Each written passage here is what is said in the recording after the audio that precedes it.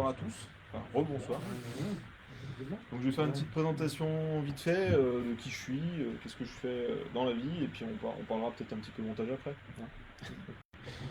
Donc bah moi c'est Valentin Bernard, je suis de Vienne, né à Vienne, et je pense qu'on va m'enterrer à Vienne aussi, parce qu'on y est bien. J'exerce l'activité de monteur de mouche professionnel depuis un peu plus de 10 ans maintenant. J'ai travaillé pour de nombreuses marques, pour beaucoup de guides de pêche, de magasins. Euh, et j'ai eu énormément de difficultés pendant toutes ces années à me fournir en matériaux. En quantité suffisante, parce que bon, les plus grosses années c'était 70 000 mouches, 85 000 mouches la plus grosse année montée. Donc c'était assez conséquent et j'avais pas de fournisseur assez sérieux, on va dire, en France qui permettait de fournir. Donc bah, j'ai pioché à droite à gauche, je suis allé aux États-Unis, au Japon, enfin chez les pays producteurs de fly tying. Et à force bah, d'accumuler, les copains étaient bien contents de venir à la maison pour à l'atelier chercher du matos qu'on ne trouvait pas forcément ailleurs. Et puis l'idée est venue il y a 2 ans de monter un fly shop en France pour diversifier un peu l'activité parce que 10 heures par jour derrière les taux, je peux vous assurer que au bout de 10 ans c'est très long. Et donc voilà, j'ai un fly shop maintenant qui est implanté sur la GR à Vienne. Euh, donc au 119 rue Lafayette. Il y en a déjà qui sont passés, j'en reconnais quelques-uns. Donc voilà, pour ce qui est de mon activité. Après, je fais partie de la PPMA donc depuis que je suis tout gamin à Vienne.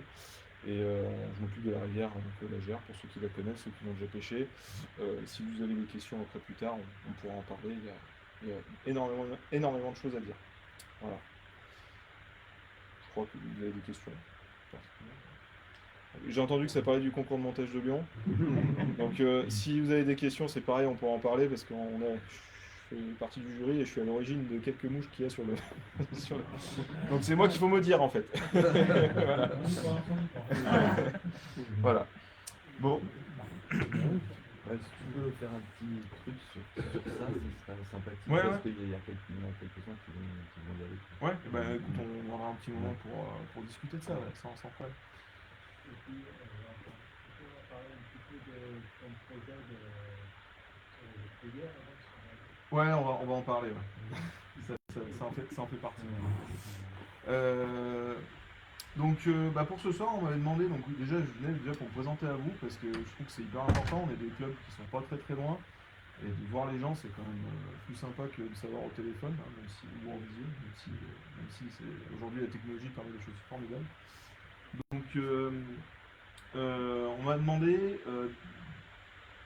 différents montages, peut-être de saison, peut-être des choses qui sont un peu techniques, qui nécessitent des fois à être expliquées. Donc je vais essayer de vraiment couper la poire en deux là ce soir. C'est qu'on va faire un ou deux petits montages réservoirs parce que je me rends compte que finalement ça paraît simple dans l'application. Par contre, des fois il y a des notions de proportion, des notions de, de proportion de volume ou même simplement de technique de montage, même pour les montages les plus simples qui ne sont pas forcément comprises ou acquises. Et puis après, donc, on va commencer donc, par le montage d'un sparkler avec quelques petites variantes pour vous montrer que un simple montage permet d'avoir plein d'applications. Et puis ensuite, on va passer sur un montage d'une mouche sèche. Donc tout le monde connaît sous le nom de Tavanas. Ou Tavanas, en fonction de comment on l'appelle. Il y a débat forcément par rapport au nom. Mais en tout cas, il y a pareil plein de variantes. Chacun s'y approprie. Moi, j'ai une petite variante en cul de canard qui me plaît énormément. On en parlera un peu plus tard.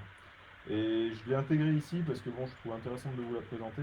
On va pouvoir présenter quelques matériaux par rapport assez nouveaux par rapport à ce montage-là, qui sont intéressants. Et aussi, c'est un montage qu'on va pouvoir utiliser en réservoir, donc pêcher au bouchon comme indicateur, qui est très intéressant pour ça. Voilà. Donc on va commencer par un petit montage de streamer, donc ça va être un sparkler. Donc le sparkler, on a différentes variantes qu'on peut monter. Là, je vais vous en présenter 3. Hop. Tac.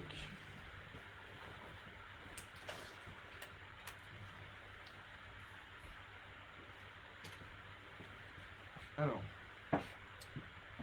on va partir à chaque fois sur la même base, donc on va être sur un hameçon droit assez fort de fer pour le réservoir. qu'on va avoir tendance à combattre des beaux poissons. Je suppose que vous allez à nos tables, il est quand même assez frais, et on a tendance à mettre des beaux poissons, donc il faut quand même que ce soit costaud. Hop.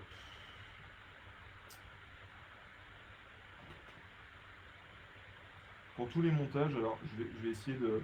S'il y a des questions en cours de route, ou si vous voyez qu'il y a des choses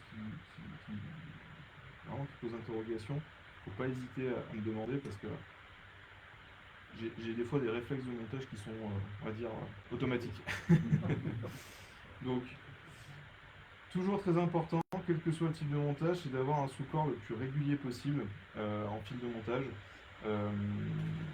Pourquoi? Parce que déjà, c'est ce qui va permettre d'éviter que la mouche ne tourne déjà sur elle-même, donc il faut le faire le plus serré possible. On va pouvoir intégrer sur tout ce qui est montage, alors j'ai pas pensé à prendre mon tube de colle, mais pourquoi pas mettre même un tout petit coup de cyanoacrylate, histoire de vraiment finir de solidifier le fil autour de la rampe, et que le montage soit le plus costaud possible. Donc ensuite, pour les sparklers, on va avoir... Donc sparkler, c'est quoi? C'est éclair, c'est le feu d'artifice. Toutes les fibres qui vont être un peu brillantes vont permettre de réaliser ce type de montage. Après, on va avoir différentes variantes. On va avoir des fibres type flèche à bout. Donc ça, c'est un nom commercial, des flèches à bout. Hein. Ça va être en fait, ni plus ni moins que des tincelles, ce qu'on appelle le tincelle air. Il y a plein de noms commerciaux. Mais en gros, ça va être des fibres brillantes. Voilà, comme ceci. Plus ou moins épaisses, plus ou moins larges, et avec, comme ici par exemple, en fait, un fil qui est twisté autour, qui va lui conférer un peu plus de solidité, mais aussi un peu plus de rigidité. Super. Du coup là, pour le premier montage de sparkler, on va pas s'embêter, on va prendre juste quelques fibres, on va avoir quelque chose de très très très vivant. Donc on va dire, allez, une douzaine, une quinzaine de fibres grand maximum. Et on va venir déjà fixer une queue. Alors, petit truc intéressant à savoir, notamment quand on va avoir tendance à utiliser des hameçons droits. De plus en plus, que ce soit en réservoir ou en rivière, on va avoir tendance à utiliser hameçon droit parce qu'on a quand même, avec les grandes ouvertures aujourd'hui sur les barbless, tendance à moins perdre de poissons. L'avantage d'avoir un hameçon droit, le mieux, si on peut en avoir, pour les montages de streamer en réservoir, d'avoir un hameçon avec un œillet qui est dans l'axe de la rampe, pour être vraiment en contact direct avec une grosse ouverture. Par contre, il y a quelque chose de très important, c'est de dégager au maximum l'ouverture de l'hameçon. Donc pour ça, déjà deux choses. Au niveau du lestage, si on utilise une bille tungstène, j'ai toujours tendance à préférer des billes fendues, même en réservoir. Pourquoi? Parce qu'on va pouvoir vraiment venir décaler la bille vers le haut, donc au-dessus de la hampe, et donc dégager l'ouverture de l'hameçon. Donc tout de suite, on est dans l'axe, si le poisson prend, il est piqué. Si jamais la bille, hop, on a une bille centrée, là on vient refermer un petit peu, on a déjà un peu plus de mal à ferrer au moment de la touche. Ensuite, sur ce type de montage, j'aime toujours laisser, on va dire, mon point de repère, c'est ma pointe de mon hameçon. Je ne vais pas commencer le montage derrière la pointe. Pourquoi? Pour toujours garder ce dégagement ici, qui va permettre déjà à l'hameçon de pouvoir circuler dans la gueule du poisson et d'éviter des décrochés, parce que si on vient trop encombrer la courbure, nécessairement ça va moins rentrer. Voilà. Donc ça c'est la petite astuce qui est assez intéressante sur ce type de montage. Donc ensuite, qu'est-ce que je fais? Je viens positionner mes fibres, donc à la longueur que je vais vouloir les souhaiter, vers l'avant. Bien les serrer. Sur les montages de fibres synthétiques, tout ce qui va être tous les montages type tincelle air ou choses comme ça va être vrai pour le montage brochet, mais aussi pour le montage truite. Toujours les fixer vers l'avant, les rabattre vers l'arrière et les religaturer. Ce qui fait qu'on va avoir quelque chose d'extrêmement costaud. On va pouvoir tirer dessus, le fait d'avoir refixé par-dessus, il n'y a plus de soucis. Donc là, j'ai fait mon aller-retour, j'ai ma queue. C'est tout con, mais déjà, là, on a déjà quasiment fini la mouche. On va prendre un twister à dubbing.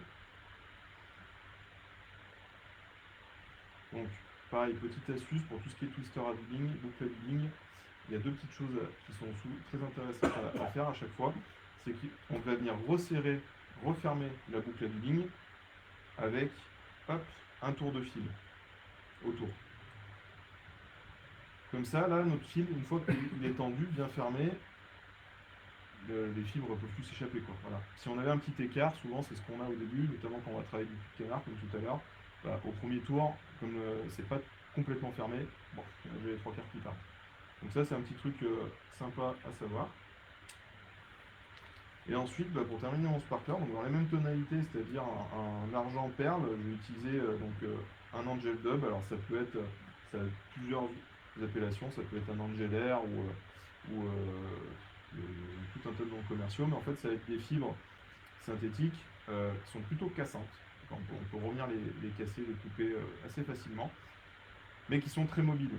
Donc c'est là on va bien les placer dans la boucle à dubbing par le milieu. Et tout simplement, hop, venir les twister. On rabat toutes les figures à l'arrière. Et à chaque tour, on vient en mettre un petit tour derrière.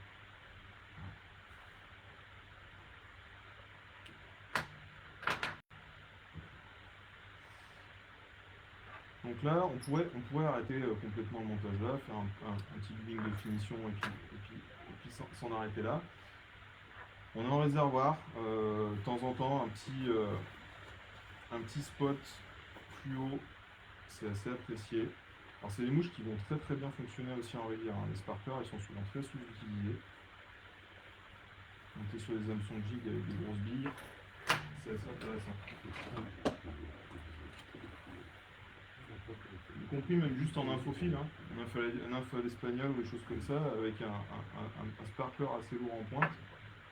C'est des techniques que pratiquent beaucoup les Italiens. C'est assez intéressant. Tac.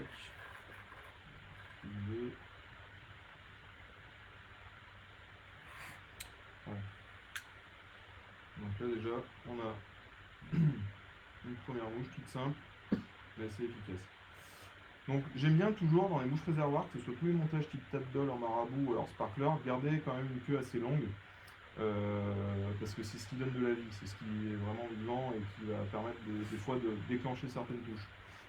Par contre, si on a des touches courtes, des poissons qui viennent taper vraiment à l'arrière, là il ne faut pas hésiter à venir recouper. Donc moi j'ai toujours une paire de ciseaux ou même des fois avec les dents quand on peut, revenir recouper pour avoir quelque chose d'un peu plus court, pour essayer de pingler les poissons un peu plus compliqués.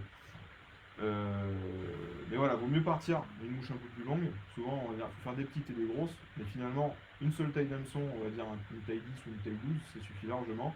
On va juste après moduler en fonction de l'humeur des poissons et des touches qu'on va concrétiser ou pas. Ça va être pour la première version. Ce matériau, il a quelque chose d'assez intéressant, c'est que si on le laisse tel que, vous voyez, on garde une certaine rigidité. Par contre, si on vient le brosser un petit peu, le torsader, là les fibres vont se démarier et on va avoir quelque chose d'un peu plus souple, d'un peu plus mobile. Voilà. Donc avec le même matériau, finalement, on peut arriver à avoir deux choses, quelque chose d'un peu plus rigide, d'un peu plus solide, que j'utilise énormément dans le montage carnassier d'ailleurs. Et sinon, pour avoir quelque chose d'un peu plus vivant, un peu plus souple, on peut le brosser un petit peu et on va avoir d'autres caractéristiques. Donc ça va être pour la première variante. Donc la plus simple, la plus basique, la plus connue. Ensuite, un autre montage que j'adore utiliser. Donc là, il va se composer uniquement dans le gel dub. Donc, comme je vous disais tout à l'heure, pour ceux qui n'ont pas trop l'habitude, j'ai une petite technique. Donc déjà, pour bien caler la bille vers le haut, c'est de la pousser avec les doigts et de vraiment venir la bloquer. Voilà. Là, elle ne bougera plus. Là, je suis sur du 3, là, on doit être en 3 mm. Et après, on pourra avoir vraiment une nage plus saccadée, on peut partir sur du 3,5, voire même du 4. Après, en réservoir, si on a vraiment des conditions très plate, pétole, pas de vent, bah, le pouce en général elle donne pas trop, donc on va avoir tendance à descendre quand même au plus bas, voire même utiliser du béton.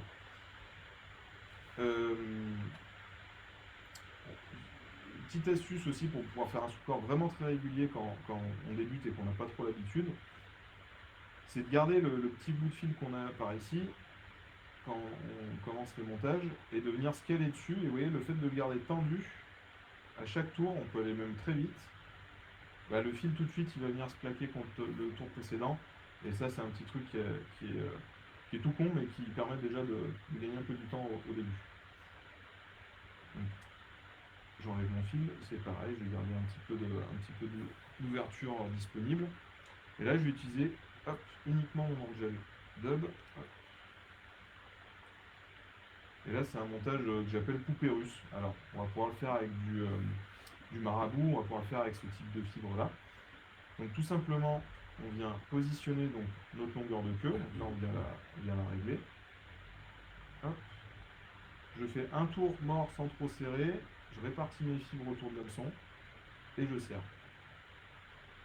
Je ligature sur quelques millimètres.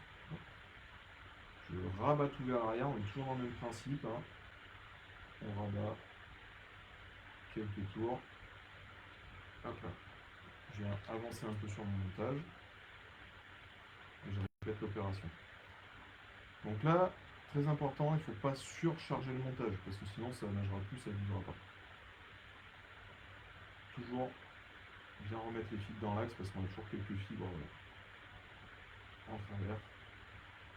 Même opération, je viens noyer ma rampe de l'hameçon, un tour mort, et je ligature. Et on rabat.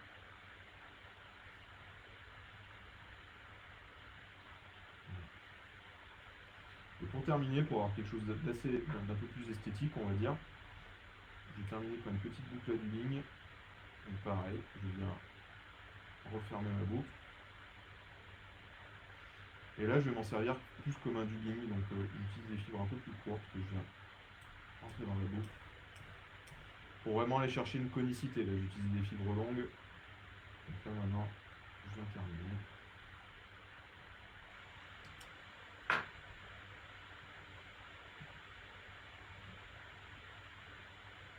Une petite ligne de finition. Hop, donc là, comme tout à l'heure, on peut aller venir y faire un petit tag, ou alors le dubbing de finition, on peut utiliser un ice dub pour venir apporter du contraste, donc des fibres plutôt orangées ou chartreuses, peu importe. Donc là, on a un petit sparkler, un montage, on pourrait appeler ça un petit poissonnet. Je sais que sur des montages, bon, on va en faire un d'ailleurs, juste après. Pour la perche ou même sur des petits minots, qu'on appelle des minots, donc des petits poissonnets, pour pêcher, y compris même le black bass ou le sambre, on peut venir là, y coller des yeux de chaque côté, et avec un petit peu de vernis UV, de venir finir faire une tête un peu propre. Là, on a quelque chose de très évident, d'assez sympa. Et donc ce montage-là, alors, l'autre, je vais avoir plutôt tendance à l'utiliser comme ceci, donc avec une bille tungstène plus ou moins lestée. Hop, avec une bille tungstène plus ou moins lestée. Sur ce type de montage-là, je ne vais pas hésiter à le monter, donc soit lesté avec une bille tungstène, ou plus léger, mais aussi le monter en bobby, en rajoutant des yeux de bobby devant. Donc ça, je le fais à la dernière étape de montage, c'est-à-dire que j'ai fini de positionner mes fibres. Et là, je vais venir positionner après les yeux de bobby sur la séquence de capture. C'est un super montage à pêcher au bobby, ça. Donc, deux sparklers un peu différents qu'on va utiliser dans à peu près les mêmes conditions. Et après, on va faire une autre petite variante, donc toujours sur les mêmes matériaux. Mais en appuyant un petit dubbing pour justement faire des petits minots. Donc ça va être un montage qu'on va pouvoir utiliser à la fois sur la truite en réservoir. Ça va changer beaucoup du lapin et du marabout, donc des fois ça apporte des vibrations que les poissons ne connaissent pas forcément. Voilà, quelque chose d'assez imitatif, assez vivant. Donc je vais reprendre quelques fibres, mais là cette fois-ci c'est vraiment quelques fibres de flash. Donc toujours pareil, hein, je commence au niveau de la pointe pour laisser mon hameçon le plus dégagé possible. Je fixe, je rabats. Et donc là en fait ça va me servir d'âme au cœur de ma mouche. Et après je vais utiliser des fibres. Donc c'est un dubbing assez grossier pour le montage des streamers. Et c'est des fibres qui ont l'avantage aussi de se casser, de s'arracher assez facilement, donc on va pouvoir vraiment gérer la longueur des matériaux. Tac, je vais faire une petite mèche. Et je vais me positionner juste derrière la bille. Une mèche dessus, fixée par le milieu. Une mèche dessous. Donc là, je vais apporter du contraste, je vais apporter quelque chose d'un peu plus clair par rapport à la mèche du dessus.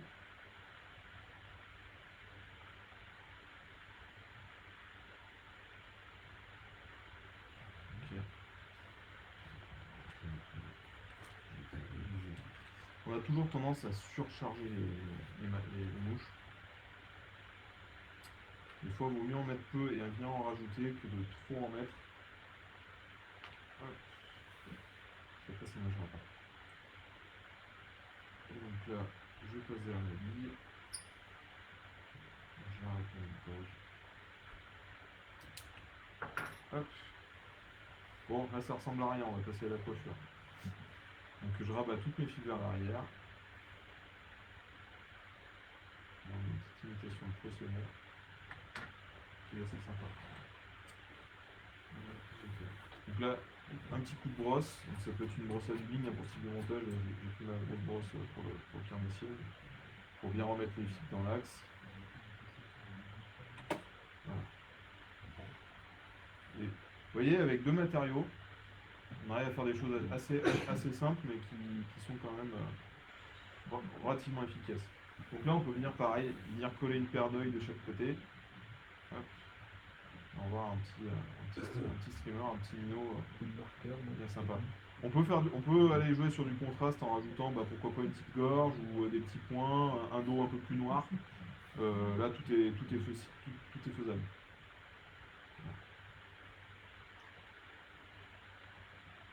Est-ce qu'il y a des questions sur ces mouchoirs? Ah, ça peut complètement pêcher en rivière sans problème. En rivière sans problème, que ce soit le sparkler ou même les petits minots, là, ça fonctionne relativement bien. La pêche au streamer en rivière est très souvent délaissée. Ouais. Même y compris en petite rivière. Hein. Pour l'anecdote, j'ai le frère d'un de mes oncles qui habite aux États-Unis. Qui est du coup la culture très américaine de la pêche à la mouche, hein, avec les gros stimulateurs, les gros streamers. Sur la jarre, elle est passée sur les parcours amont, donc au-dessus du kill, il a fait un carton de gros trucs. Je dis on va peut-être mettre des papates sur les mouches maintenant.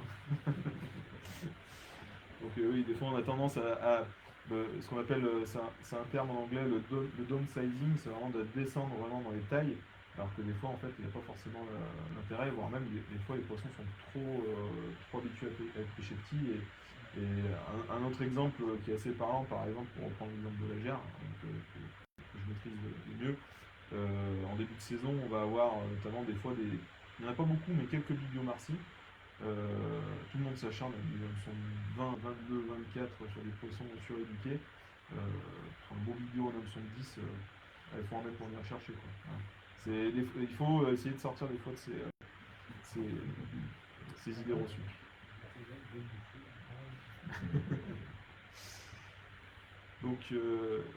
donc voilà. Et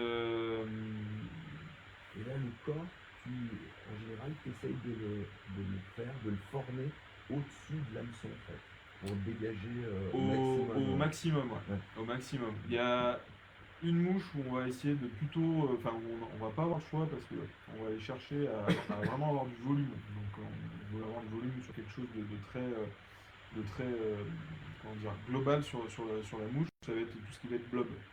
Parce que le blob, en fait, on veut vraiment quelque chose de compact. Il faut que la chenille soit le plus compacte possible. Souvent, je vois passer des blobs où il y a juste un ou deux tours de chenille pour histoire d'avoir quelque chose d'assez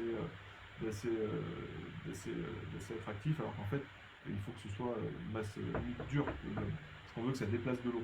Son utilisation principale, c'est ça. D'ailleurs, quand on le monte, souvent, on le monte plus bas dans la courbure. Et à la fin du montage, on vient le repousser vraiment pour le compacter, pour avoir quelque chose de très dur. Voilà. C'est la seule fois où on va vraiment avoir quelque chose qui va fermer l'ouverture de l'hameçon. Après, au maximum, notamment quand on utilise l'hameçon droit, et je veux quelque chose qui soit hyper dégagé, quoi. Ça, c'est très important. Est-ce que je peux dire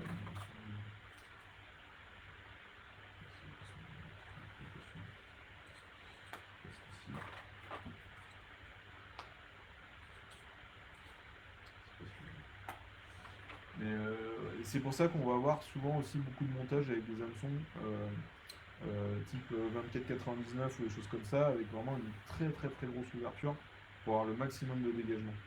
Parce que notamment quand on pêche au streamer, quand on est dans l'axe, qu'on soit en strip, en rouli-pouli, en tricoté, peu importe, il faut que au moment où le poisson prenne, tac, tout de suite ça soit pris.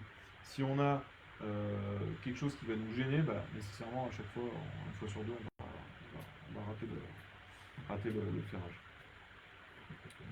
Hop. Donc voilà ce que je peux. Enfin, trois types de streamers type sparkler, dont des variantes encore possibles, comme je disais, avec un montage bobby, toujours très intéressant. Le bobby, ça fait partie vraiment d'une grosse partie de la pêche en réservoir. Ou elle va flottant. Donc, par exemple, ce modèle-là, avec le dubbing, ce que j'appelle le foot dubbing, c'est qu'à la place de la bille tungstène, on peut venir y mettre un cylindre de mousse sur l'avant, vraiment qu'on fixe sur l'avant, pour avoir quelque chose qui flotte, mais avec quand même le corps dans l'eau. Parce que souvent, il faut s'imaginer, alors c'est un peu moins vrai pour la truite, c'est plus vrai pour certains carnassiers, mais que la surface de l'eau pour les poissons, c'est un miroir. Si vous allez à la piscine ou au-dessus, et des fois, selon les conditions de lumière, c'est presque opaque. Et ils vont avoir du mal des fois à prendre certaines mouches, notamment quand c'est pétable, des choses comme ça.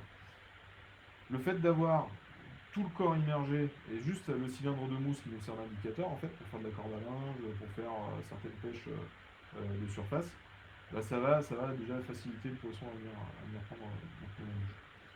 Ça, c'est vraiment très vrai sur le black bass. C'est assez vrai sur le brochet. Et alors sur la perche aussi. Des fois d'ailleurs sur la perche, quand les pêches surchasse, mais sur le Rhône en plein été, il y a des moments en fait en surface sur les poppers, on les fait suivre, mais elles prennent jamais. Et on va utiliser ce qu'on appelle des sliders. Des sliders, ça va être des mouches qui vont à chaque tirée descendre un peu sous la surface de l'eau. Et c'est au moment où ça va passer dessous qu'elles vont venir attaquer. Des fois c'est un peu aussi vrai sur la truite. Donc d'avoir des fois ces petites variantes, c'est quand même assez intéressant. Donc voilà. Je sais pas si vous avez d'autres questions. Il y a plusieurs couleurs. Alors là, plusieurs couleurs. Alors on va avoir des couleurs, des tendances. Sur les sparklers, on va avoir de l'or, de l'argent. Le mix des deux est très bon aussi, en argent. Et avec un petit peu de perles ou de fibres UV, comme on va avoir là, des petits mélanges comme ça. Des fois, ça peut être bon, comme ça peut être absolument rédhibitoire. Voilà. Donc, il faut s'amuser à avoir quelques variantes dans la boîte. Pareil sur les variantes d'or. Là, on parle des spécialistes et des compétiteurs, mais des fois, pour la même référence de fibre, d'une teinte à l'autre, on peut avoir un or, ce qu'on appelle un or vieux, un peu patiné, un peu vieilli, un or beaucoup plus éclatant. D'un jour à l'autre, ça peut complètement changer la pêche.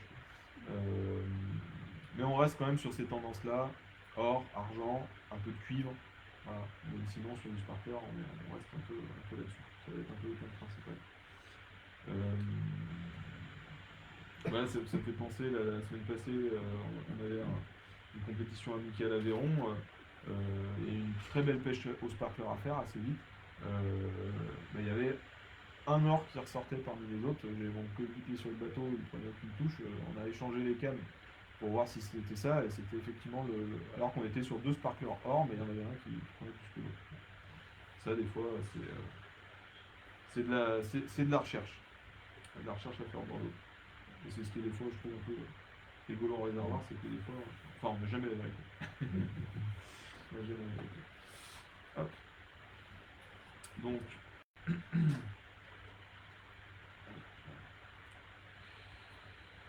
petit sparkler. Tac.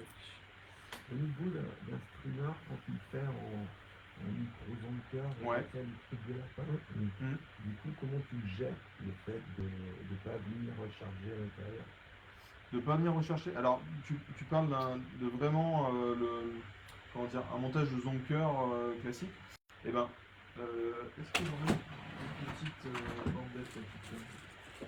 Ça, c'est très intéressant. On me pose souvent la question.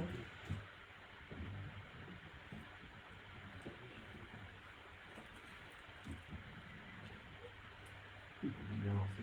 Oui, ici, il y a ça qui se tombe. 2 secondes. Là. Là, on va être sur des.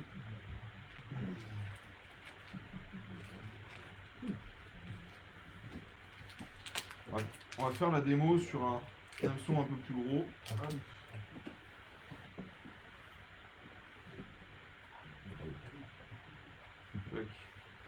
Bah, ça montre d'une dernière animation que j'avais fait pour un montage streamer rivière.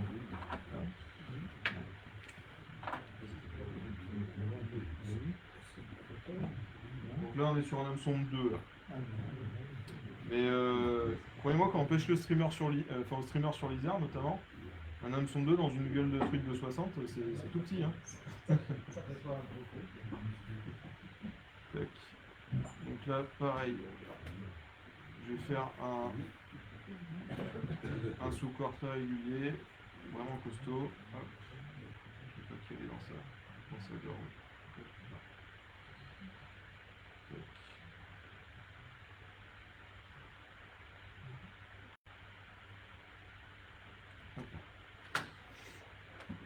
Donc là, bah, bien sûr, moi les montages zonker, j'aime bien les faire pour on va rester réservoir. J'aime bien les faire non lestés.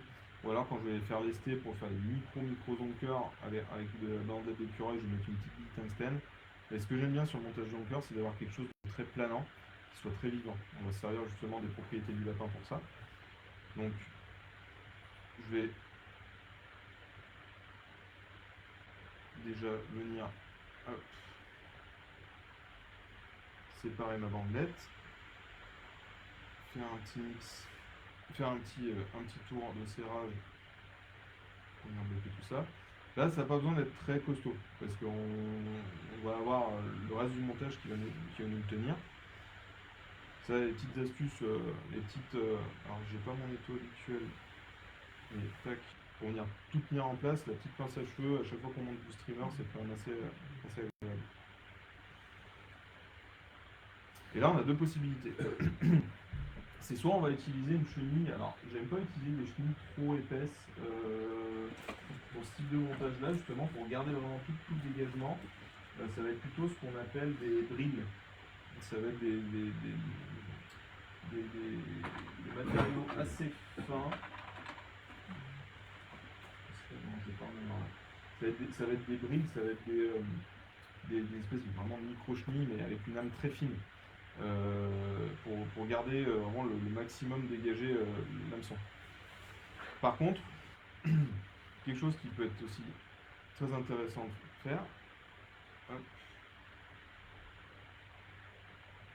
c'est de faire une petite boucle à dubbing avec un ice dub, un angel dub. J'ai bien aimé l'angel dub parce que la rigidité un peu plus importante des fibres et la longueur des fibres permettent de venir le brosser pour faire un sous-corps, on va dire comme ce qu'on utilisait à une certaine période, les millars, les cordes, les tubes en millars. Ouais. Sauf que bah, là c'est pareil, ça nous obstruait complètement l'ouverture. Donc là je vais faire une petite ligne, je vais brosser un peu pour faire ressortir les fibres. Qu'est-ce que je vais m'approcher? Alors je vais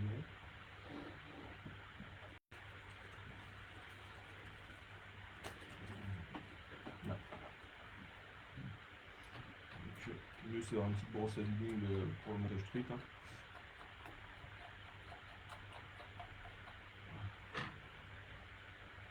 Et là pareil, à chaque tour, on rabat. Ce qui fait qu'on va avoir une lame très fine, malgré tout, qui va pas venir surencombrer l'arme de l'hameçon de l'ouverture. Voilà.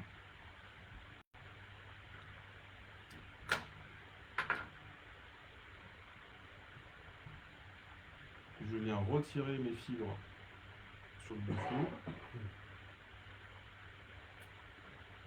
Et là, pour le montage jonqueur, souvent les gens vont avoir tendance à venir attacher la bandelette de lapin directement ici. Et il va nous manquer du volume là. Donc il faut bien garder toute la masse. Donc souvent je garde un bon petit centimètre, quitte à garder vraiment plus long pour avoir tout le dégradé du poil. Vous voyez, là on a quelque chose de beaucoup plus joli. Et là, alors, si je pour le travail de finition.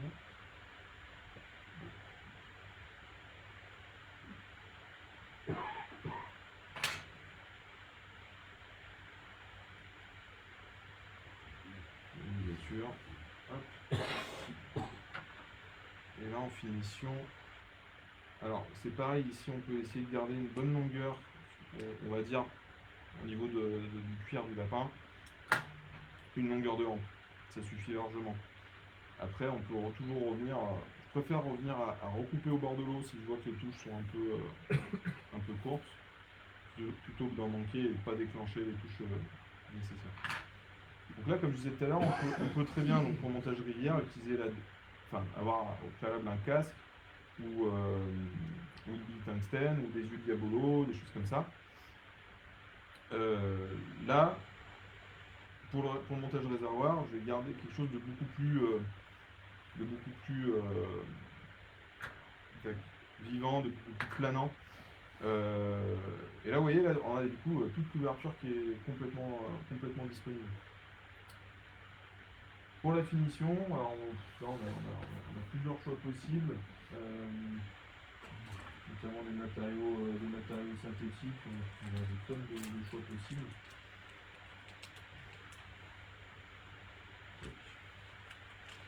Ça fait une bande comme ça. Ce que j'aime bien faire, alors si on a qui en ont quelques-uns du jungle cock ou des choses comme ça par côté, c'est on va dire ce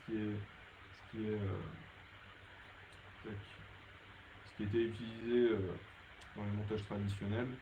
Bon là maintenant on peut s'amuser à créer des joues artificielles, donc soit avec des plaques de vinyle, soit avec aussi des pincelles extra larges. Vraiment la version la plus large en mettant 2 bandes de chaque côté. Je sais que j'aime beaucoup faire ça. Ça apporte quand même un petit contraste, une petite joue brillante, un peu sympa. Hop. Comme ça.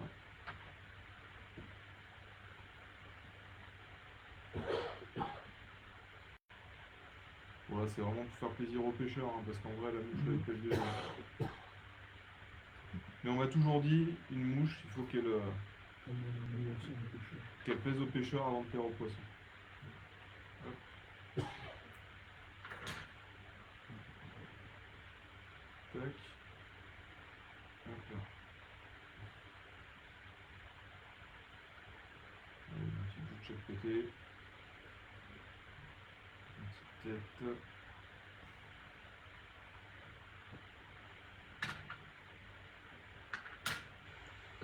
Et voilà, un petit streamer tout simple.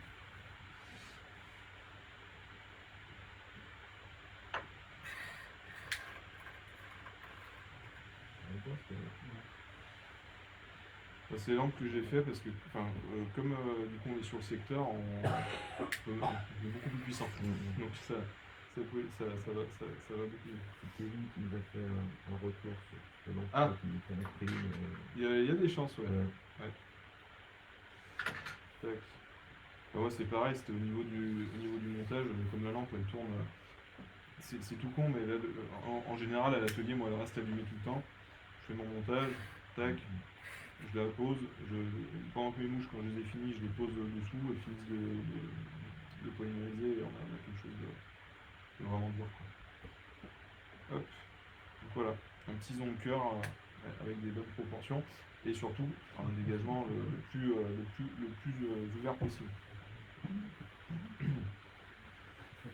Pêche qu'il soit plongeante peut-être Ouais, ça va être de l'intermédiaire, intermédiaire à plongeante, voire extra plongeante, hein. Souvent, il y a un petit tips sur les soies. Je pense que vous avez déjà eu peut-être des cours ou des animations sur le réservoir, mais notamment des fois sur le carnassier, quand on pêche en barque, mais c'est valable aussi en réservoir, des fois, il ne faut pas avoir peur de compenser la dérive avec une soie un peu plus plongeante. Parce que avec le vent, la barque elle nous avance et pour que la mouche soit dans la bonne zone, des fois on n'a pas d'autre choix que d'utiliser des soies, des fois des S5, S7, même pour faire descendre juste dans 1 mètre d'eau, quoi. Mais bon, après là on rentre dans un débat, on pourra en parler toute une soirée. Hop. Donc voilà pour un petit zone cœur. Donc à bien se rappeler sur le zone cœur, c'est souvent l'erreur principale que je vois, c'est de bien garder la totalité des poils à l'avant quand on vient serrer, pour avoir vraiment cette dégressivité, d'avoir quelque chose d'esthétiquement un peu plus joli que d'avoir juste quelques poils qui courent derrière le l'œil, pardon. Voilà. Hop. Je vais juste faire quelque chose. Je vais pas tomber dans les variantes.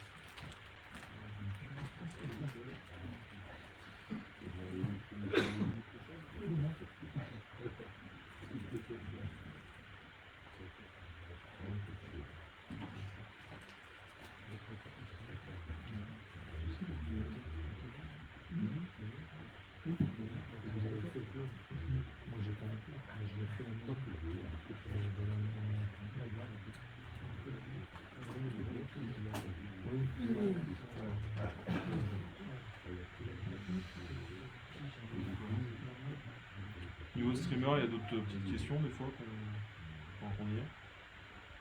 Non. Ok.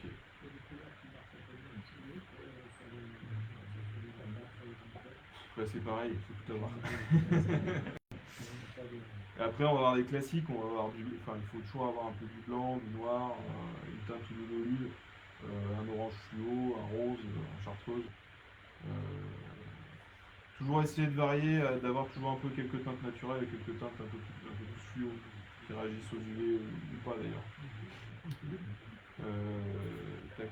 Et c'est pareil, même dans les teintes des fois, il faut se méfier, dans les teintes de blanc, on va avoir un blanc qui va être complètement, qui va réagir complètement aux UV et un autre pas du tout. Et ça, des fois, ça va complètement changer la pêche.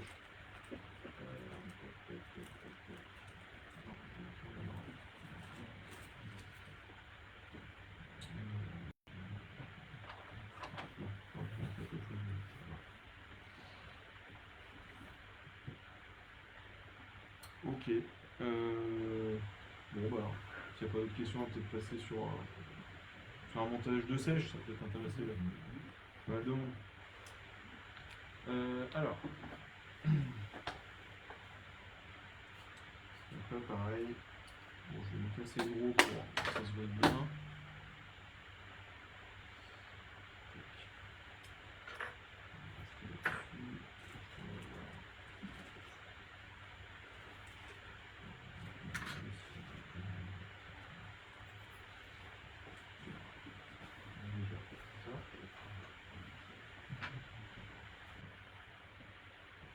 Ah ouais, c'est ce que je cherchais tout à l'heure. Donc, le cœur.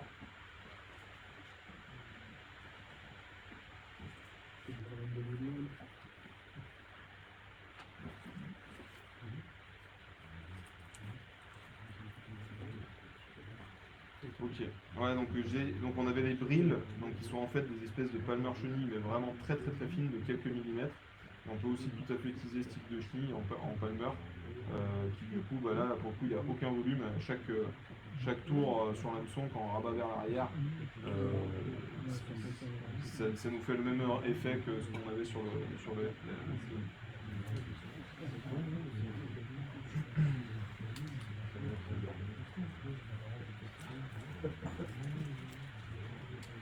Donc, alors, montage type Tavanas. Bien type Tavanas, parce que sinon je vais me faire engueuler. Ouais. Ça vient de Tavan. Hop. Alors. Après, il faut savoir que maintenant, le Tavanas, c'est une marque déposée.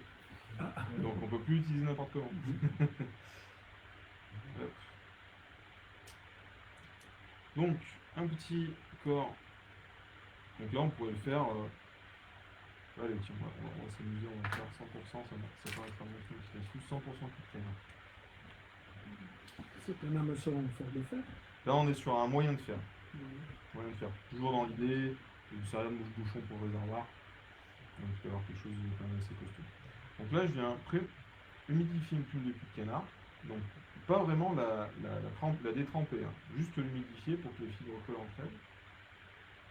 Hop, que je fasse par la pointe.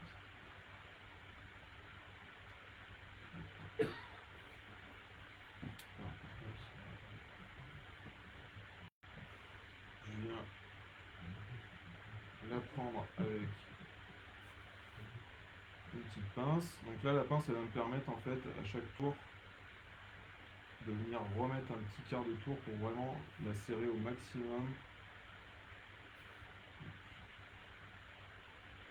et faire un sous-corps conique. Enfin, corps conique.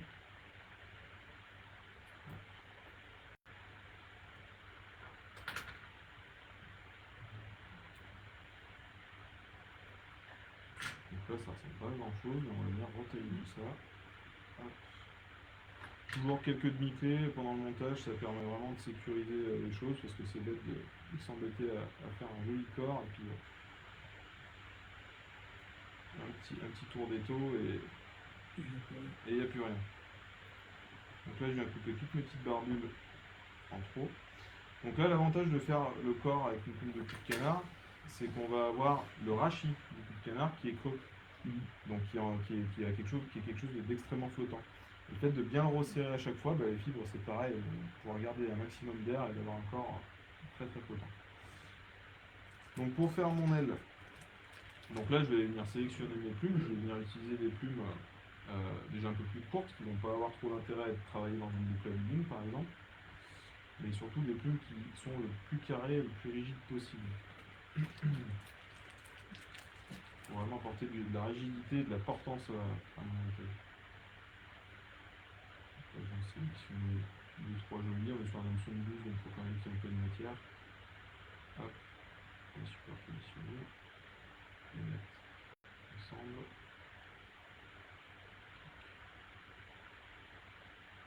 Allez, 3 plumes, on sera pas mal. Je vais enlever un petit peu de notre bourre.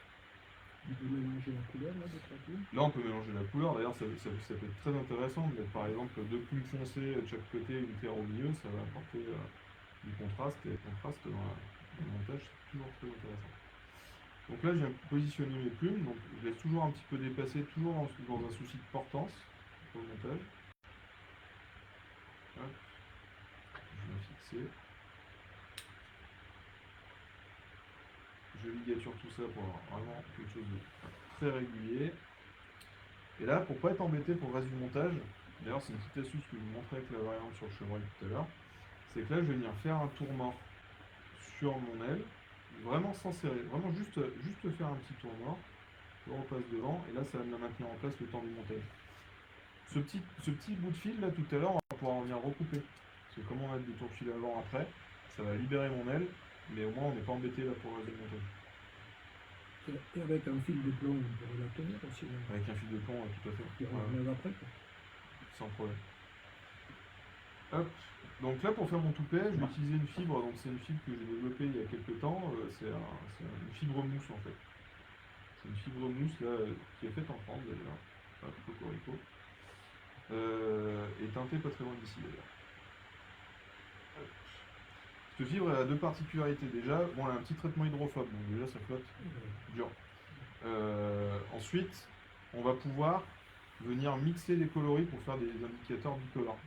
Et ça, selon la luminosité, des fois on voit mieux une couleur qu'une autre.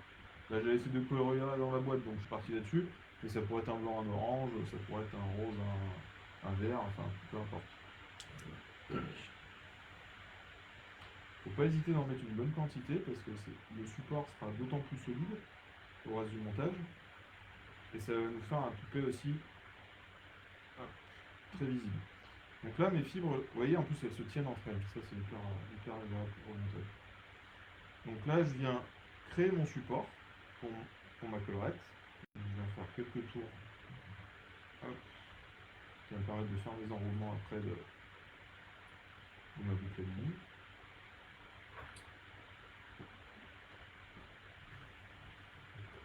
Une petite boucle à ligne qu'on vient resserrer, toujours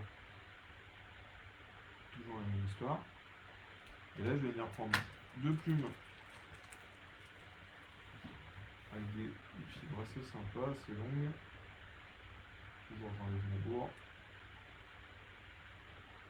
Tac. Je viens prélever donc de chaque côté, hop, les fibres. Les pointes de plume, on les garde. Très important ça. On va pouvoir s'en servir dans d'autres montages, dans des collerettes de nymphes, des choses comme ça. Parce que la finesse du rachis en pointe, pour faire un tour sur une collerette de nymphe, ça sera beaucoup plus pratique qu'une plume grossière et ça sera beaucoup plus esthétique, on va dire. Je positionne dans ma boucle à ligne. Alors là, j'ai une petite astuce. C'est pareil. C'est là, souvent, j'oublie d'en parler. Pour finir de la resserrer complètement, plutôt que d'utiliser le ressort de mon twister, je vais venir la positionner uniquement sur une seule griffe. Et là, à moins si on a une perte de tension à un moment donné ou d'inattention, les deux à la fois, des fois, ça permet de toujours garder les fibres en place. Là, elles bougeront plus. C'est une petite astuce, c'est tout con, mais des fois ça peut changer la vie. Donc là, les fibres, je les positionne à peu près au milieu. Et je vais les twister, et vous voyez, il n'y a quasiment rien qui s'en va. Et je vais faire un petit thorax, donc là pour varier un petit peu, apporter, comme on a déjà un corps très flottant, une très flottante, et bientôt une collerette très flottante, on peut se permettre d'aller mettre un petit ligne un peu plus pigmenté. On va pouvoir bourrifier tout à l'heure pour aller chercher quelques pattes. Encore un coup, c'est accessoire, mais ça fait une mouche. Et là après, je viens tourner ma collerette. Hop, autour de mon support, qui est très costaud, vous voyez, on peut venir tourner autour et pas de problème. Il y a juste le dernier tour où je vais rabattre toutes mes fibres vers le haut. Hop, là. Pour vraiment tout dégager et qu'il n'y ait plus rien qui passe sous le niveau de l'arme de l'hameçon.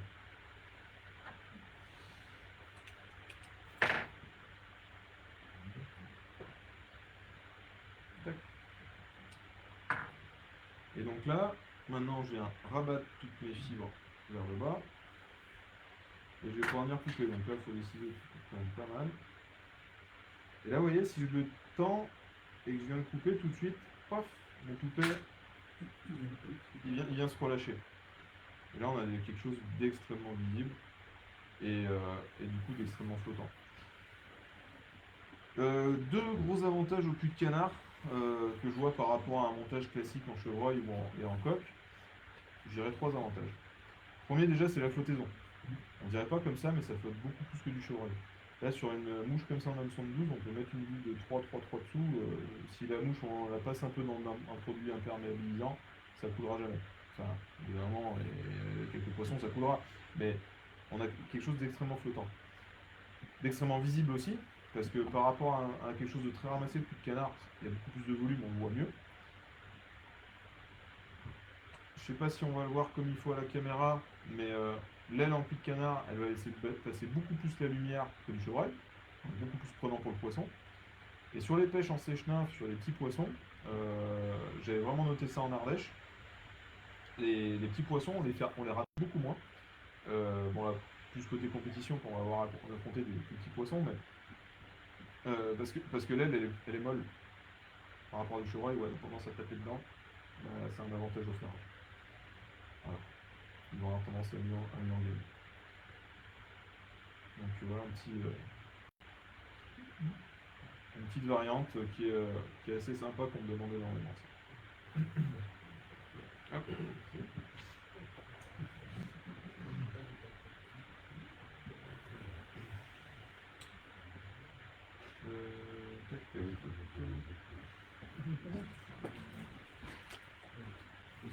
Là, flotte.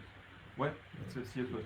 Alors, si on la garde 10 minutes dans l'eau, au bout d'un moment, elle s'imprègne d'eau, elle va couler nécessairement. Mais il y a un mix à faire qui est absolument génial, donc je le fais déjà, parce que moi, les fibres, je leur fais un petit traitement imperméabilisant. C'est qu'une fois que la mouche, on l'a montée, ou avant d'aller à la pêche, on la trempe dans les nouveaux liquides flottants, soit chez Ian Dry, soit chez Tiemco, enfin peu importe.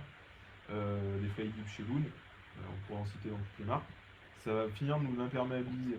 Ce qui est pas mal pour le cul de canard, c'est que sur ces fibres-là, ce type de produit-là, sur ces fibres, ça va avoir tendance aussi à faire une barrière protectrice contre le mucus des poissons.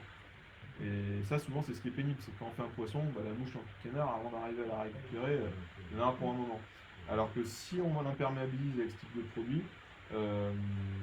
là, la mouche, elle se nettoie tout de suite, quelques fois lancée, et on retourne à la pêche sans problème. Et en plus de ça, ça régénère vraiment le côté flottant de ce produit. Et ça, du coup, que ce soit en rivière ou en réservoir, déjà, en réservoir, ça va vraiment bien se voir sur l'eau, parce qu'on a un joli volume. Et en rivière, en plus, c'est extrêmement pêchant. Et en rivière, on a quelque chose qui supporte très très très bien des billes tungstène pour la séchage. C'est vraiment à essayer si vous ne connaissez pas. C'est un petit montage à avoir dans la boîte. Là, je les monte même jusqu'en 10, même en 8. Pour mes clients qui partent en Autriche, etc., je vais même monter encore plus gros que ça. mais après, on peut descendre jusqu'en taille 18 sans problème. On a un peu de dextérité. Et là, le corps, donc là, il est fait en cul de canard, le corps, avec une plume. Et ça pourrait être un dubbing, donc ébouriffé, ça pourrait être du capote, ou un dubbing super fine qui est lui aussi hydrophobe et permettre de gagner aussi en flottaison. Donc tu as monté ça donc en Bretagne, pour l'Autriche, pour pêcher en nymphe, en sèche-nymphe, en rivière. En dropper en rivière, ou même des fois sur des coups du soir pour des retombées de gros sel. Ouais. De gros sel, ou même de la pêche sur l'eau, quand notamment il y a des stonefly, ou des mouches de pierre, des grandes perles, très grosse taille, et ça fait très bien le job. D'autant plus que souvent on fait des grandes perles, on en voit beaucoup, soit en mousse, soit avec beaucoup de volume, etc. Et les poissons, comme je disais, un peu plus petits, les ratent souvent. Ils vont taper dedans, ils les prennent pas. Alors que là, on a un matériau du canard qui est assez mou, ça s'engave beaucoup plus facile. Donc en grosse taille. Après, il faut des plumes, de belles plumes canard pour faire ces bouches. Donc voilà pour la petite variante de Talanas. Qu'est-ce que je pourrais toujours dans la même idée, on va regarder.